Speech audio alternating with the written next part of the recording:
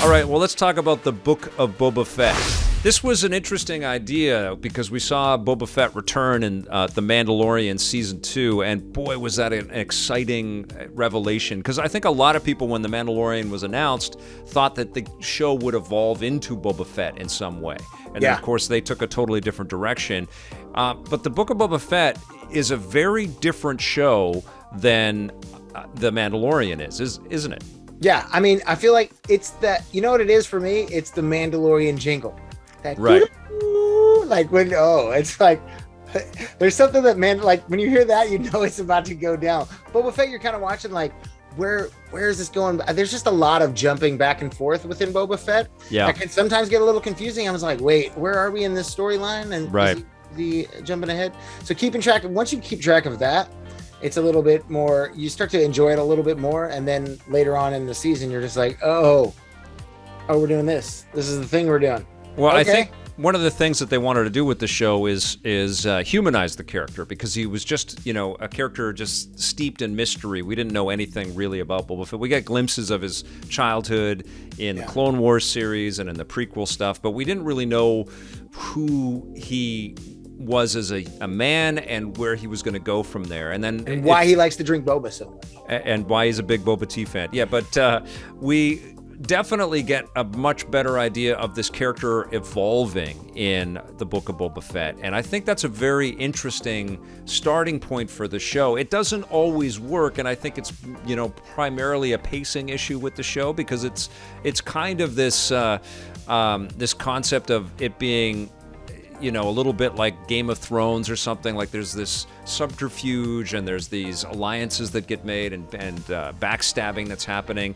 And Boba Fett has to kind of, claim a throne and run Mos Espa and take this sort of power seat that we haven't seen this character ever do before. And I think that was an interesting creative choice, but it wasn't as elegantly handled as the new ideas that were presented in The Mandalorian. And I don't know how much of that was expectation because of the built-in pre-awareness of Boba Fett. He's always been an incredible character. Or if it was just, not fully fleshed and defined as you're watching the show. But I found myself watching episodes of the Book of Boba Fett and feeling a little, not bored, but a little underwhelmed by the sort of dramatic stakes and stuff, Well, I feel like, especially like comparing to The Mandalorian, which at the time you didn't know anything about, like when you're first watching it, you know what I mean? And with Boba Fett, you don't really know a lot about him unless you've read the backstories or you paid attention. Like he wasn't in the movie this much time. Yeah. He was in the movie this much time, but he's this beloved history that people know and love. And for them to try to like tell such an extravagant story to find out why, like, I wish it would have been kind of like what made him the bounty hunter that was able to get Han Solo. Right. Like, where's that tale of Boba Fett where before he got, I feel like it would have been a cool transition if the first season was, what made him this badass that, led him to be one of the most feared bounty hunters in the galaxy. And then, you pick up after he was eaten after the, Yes. Because they're playing with flashbacks, but while he's in the back to tank healing from escaping out of the sandworm there, which is a great concept, and I actually like that they humanize the the Sand People and Tusken Raiders, and they do a good job at showing empathy welling up inside of this character that is lucky to be alive, and he's rescued by this group of people out there. So it humanizes that race, because they've just been this monster race. I also like that the show humanizes the Jawas in this episode even more so than The Mandalorian did in this series. And so there's some really clever, cool ideas, but I don't feel like the entirety of the show gels. Like one of the weakest things for me were these modded teenagers, basically, that have these Vespas, these space Vespas, and they're cruising out, and they have one of the slowest car chases you could ever imagine, but they're in Star Wars on hover vehicles, and it was just slow paced. So I felt like I was in a bit of a roller coaster throughout the season. But then, of course, by the 5th episode, Things where they completely changed the show. Yeah, completely changed everything. We get the Mandalorian comes back into the series. He gets a brand new spaceship. He has control of the Darksaber, or almost has control of the Darksaber. It's sort of too powerful for him to control, and he's hurting himself with it. You know, it's almost like these stories that we've made around Star Wars characters in our heads since we saw the original movies. Like, what would happen if you cut your own leg off or something? Like, if you touch something wrong, would it be damaging? And yeah, hurting. And they do that in live action, you know. And I felt like what we started to see, not only are we taking the distillation of the ideas that Dave Filoni and his team were putting together in the animated work, like bringing Cad Bane to life, which is just incredible. Yeah. But we are also, it's like we have the action figures from the Star Wars mythology, and we're just sort of playing with them in a bunch of really interesting directions, you know? Yeah. You can feel a lot more playfulness with the story structure and the concepts in the 5th episode and the 6th episode. And it, you know, Boba Fett isn't even in those 2 episodes. He's in those episodes for like a minute, which is incredible. And it's like, it's his show. They just don't even have him. It's not like a flashback scene. It's like, we need to spice things up, guys. Let's throw in another episode. Let's throw in a free DLC episode of Mando. Which is so weird because it feels like, you know, honestly, we get a Mandalorian movie in the middle of the season of the Book of Boba Fett. And it feels... With Luke Skywalker. With Luke Skywalker and Ahsoka weirdly Tano. CG face. Yeah, which looks incredible, honestly. It's so much better than the first time we saw him in Mando 2. Yeah, he looks good, but there's some of the instances where he's talking where it just like it's kind of off, and it's just like. Well, I know why it is. The audio was actually AI created. They took in voice from Mark Hamill. He was on set delivering his lines, but they took in voice work from Mark Hamill, different edited clips from a bunch of different things, radio plays, and from cuts from the movies and stuff. They stuck it into the computer, and it was all AI generated. So it's computer crafted dialogue. Freaky science. It is, and it's a puppet version of a young Mark Hamill. It's very weird. I was still moved though, because like we're seeing this awesome character in Ahsoka Tano and Luke Skywalker kind of inhabiting the same space and having an emotional kind of connection, and the fact that the Grogu training is going on, and we're seeing this character really, mean, like beyond much more than just a cute, addition to the Star Wars lore. He is a character with real power and meaning and significance in Star Wars, and we're coming to that realization by partnering him with Luke Skywalker. It's incredible. But you bring up an excellent point though, with this idea of going back and showing him as a kick-ass bounty hunter up until we see him in Empire Strikes Back. Yeah. That would have been amazing. Yeah, they could do that in the next season if they wanted to. Be like, flashback, here's another, we're going way back. Right. But I just feel like it would have been so cool to understand like exactly why he was where he was at the time he was when he caught Han Solo. Right. And we could have de-aged Harrison Ford and had a young Han Solo in the show as well, or in the movie.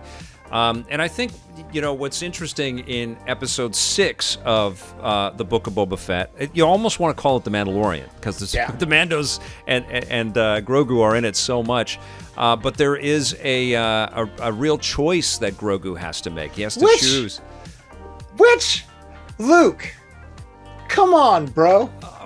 I think it's amazing, though. He has to choose whether he is going to stay connected to Mando. or he's going to choose the way of the Force. Choose the way of the Force. And I asked people actually online. I put a little poll together. So I don't know what he chose yet, but whatever. Did Grogu make the right choice? Why or why not? And got some great comments. Kelly says Grogu is a straight up savage. He was never destined to sit on a rock and meditate.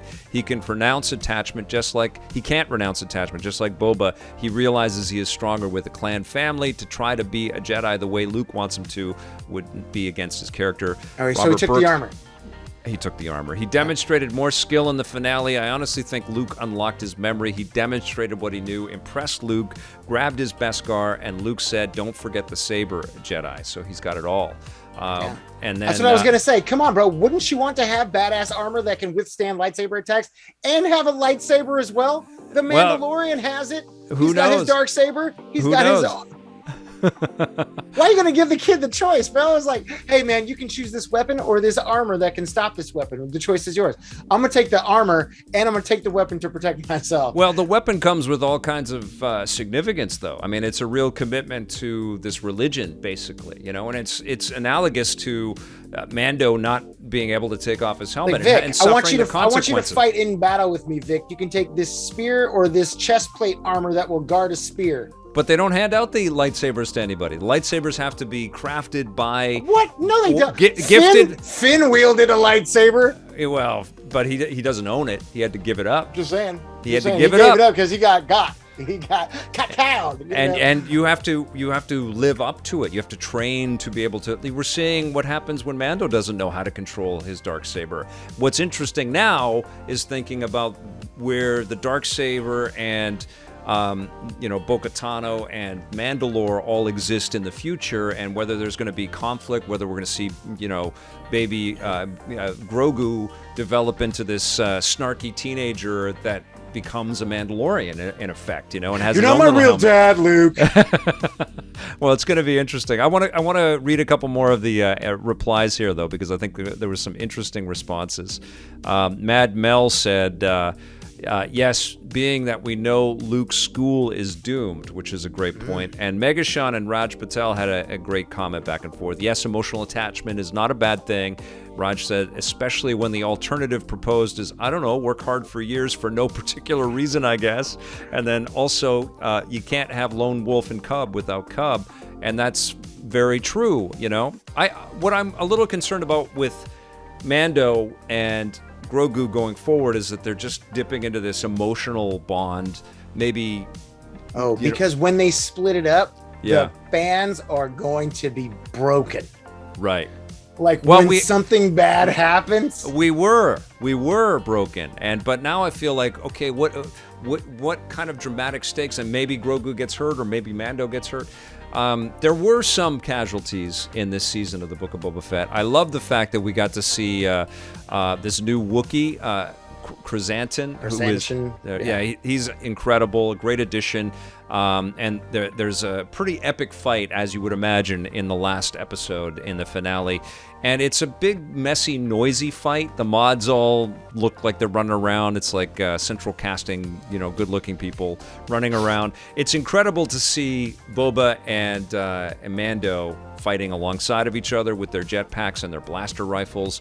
We also got an amazing sequence with the Rancor, which is, almost like we got a little bit of a Godzilla or King Kong movie in the middle of this season. But seeing these two fight side by side was pretty epic. Loved seeing Boba Fett on top of the Rancor and battling and thrashing and all that stuff.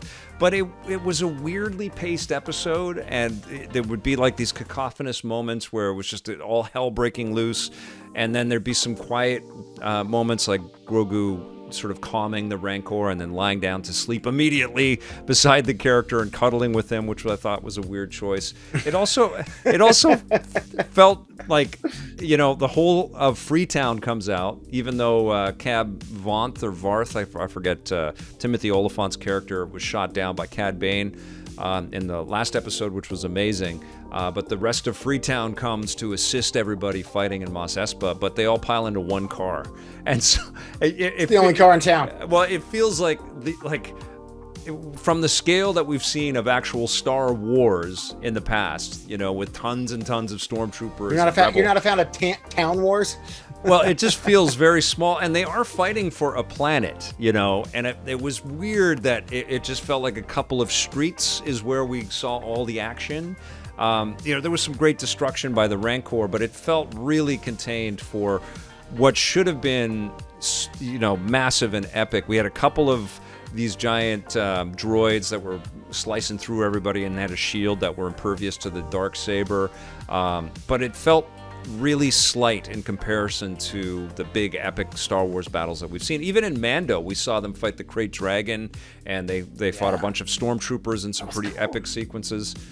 this felt a little bit odd, you know? It just felt like you could see the budget, and it wasn't as effectively shot. And the one casualty that we think we really get to see is Cad Bane and Boba Fett square off, and it looks like Boba Fett might bite it, but nope, he ends up getting the upper hand, and he goes savage on him and stabs him through the heart with one of the Tusken Raider spears that he inhabited, which was pretty cool. I guess. I mean, I'm seeing it now. Yeah. So yeah, major spoilers. I wasn't crazy about the 7th episode, and sometimes these Marvel and Star Wars shows on Disney Plus have a tough time sticking the landing. Like awesome ideas. It's building, the crescendo's big, and then we get to the finale, and it's like, well, budget limitations. Yeah, they just can't quite hit the spectacle of the feature films, or our expectations for them. And so it was, in all, there were lots of great ideas and concepts and some cool characters and some good moments, but it was definitely an uneven season. It wasn't like I was thrilled all the way through it, and there were some pretty bunk episodes, you know. I loved 2, 5, and 6, and I liked elements from a bunch of other ones, but it's not as memorable. And I've watched I've watched Mando 1 and 2, season 1 and 2 several times. Those are episodes that I can keep. Yeah, I've had them on my phone, and I've just downloaded my phone. I've watched them all over the damn place. I've listened to the soundtrack like crazy. I did love the music in Book of Boba Fett, but I don't know, man. Like, how did you feel about the entirety of the season? What do you think of this show? I mean, I felt like it definitely, especially with what the Mandalorian seasons 1 and 2 gave to me, with a character that's very similar in tone to what Boba Fett is. Yeah. I feel like if it didn't have the Mandalorian episode in it, I would have not liked it as much. Right. I feel like that was just like, okay, here we go. Something I'm familiar with, instead of the going back and forth between Boba Fett. Again, I would have loved to see more of the pre-Boba Fett Return of the Jedi stuff. The cool-ass Boba Fett. Yeah. As opposed to the... soft Boba Fett. Yeah, well, and he's still cool, but and I like that there's... Boba Felt. He's like a soft.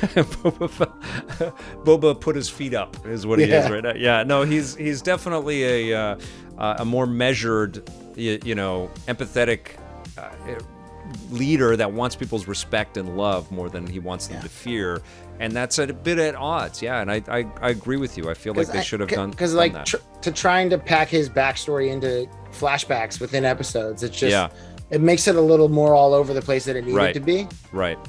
And one thing I really didn't like about the conclusion too is like it all boils down to. These Pikes that had been, trying to engineer a way to take over the planet, but they all are huddled in a little closet at the end, and they just get taken out and they hang the mayor. Hanging the mayor was pretty effective, but it's like, why weren't you on a giant spaceship that got blown up? And this is Star Wars. Let's go. They had some awesome stuff like the Halo ring with Mando, and some of the space travel and visiting different planets.